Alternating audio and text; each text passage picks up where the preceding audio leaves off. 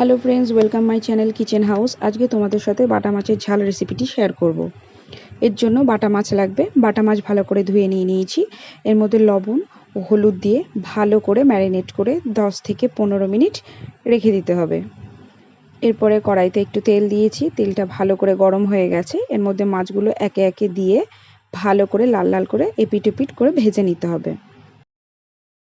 তোমরা দেখতে পাচ্ছ মাছগুলো লাল লাল করে ভাজা হয়ে গেছে। এবার মাছগুলোকে তুলে নেব। মাছগুলো ভাজা হয়ে গেছে। এর মধ্যে আরেকটু তেল অ্যাড করে এর মধ্যে কালো জিরে ফোড়ন দিয়ে দেব। কালো জিরেটা একটু ভাজা ভাজা হলে এর মধ্যে আগে থেকে কেটে ধুয়ে রাখা গাটি কচু আলু দিয়ে দেব।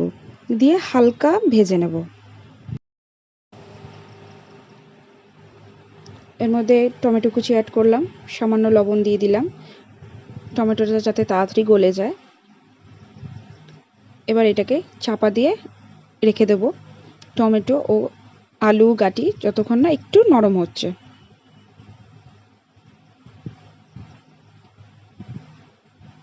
এর মধ্যে সামান্য হলুদ অ্যাড করে দেব, একটু নেড়ে চেড়ে এর মধ্যে একটু চিনিও দিয়ে দেব। যেহেতু টমেটোটা দেওয়া ব্যালেন্সের জন্য একটু চিনি অ্যাড করা। দেখতে পাচ্ছ আলু ও গাটি কচু ভাজা ভাজা হয়ে গেছে।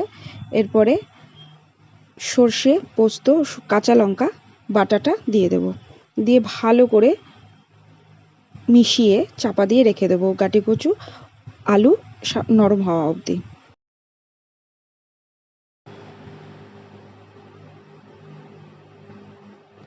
গাটি কচু নরম হয়ে গেছে। আর একটু কষে নেব। নিয়ে পরিমাণ মতো এর মধ্যে জল দিয়ে দিতে হবে। যেহেতু এটা ঝাল সেহেতু জলটা একটু কম দেব। পরিমাণ মতো জল দিয়ে দিলাম। দিয়ে ভালো করে নাড়িয়ে এবার এটাকে চাপা দিয়ে রেখে দেবো যতক্ষণ না ফুটে উঠছে। দেখতে পাচ্ছ ফুটে গেছে। এরপরে এর মধ্যে মাছগুলোকে অ্যাড করে দেবো। দিয়ে চাপা দিয়ে রেখে দেবো 5 মিনিট। 5 মিনিট হয়ে গেছে, চাপা খুলে নিয়েছি। এর মধ্যে নামানোর আগে ধনেপাতা কুচি দিয়ে দিলাম। তৈরি হয়ে গেল আমাদের বাটা মাছের ঝাল গাটি কচু দিয়ে। রেসিপিটি কেমন লাগলো অবশ্যই কমেন্টে জানাবে। ভালো লাগলে লাইক, শেয়ার ও সাবস্ক্রাইব অবশ্যই করবে।